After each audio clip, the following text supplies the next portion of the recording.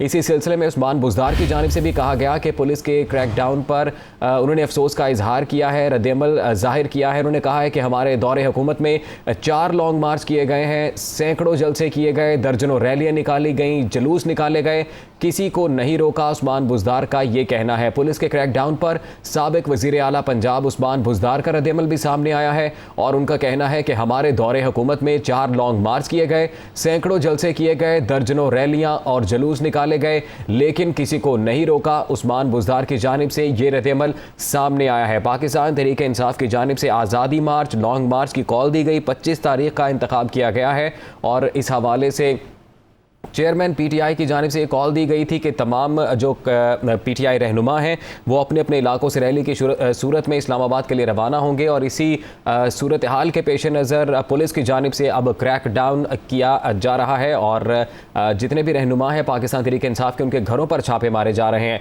PTI रहनुमा फ़रूक हबीब ये कहते हैं कि इम्पोर्टेड हुकूमत बौखला गई है। मुख्तलिफ शहरों में पीटीआई रहनुमाओं और सरगर्म कारकुनों के घरों पर छापे मारे जा रहे हैं।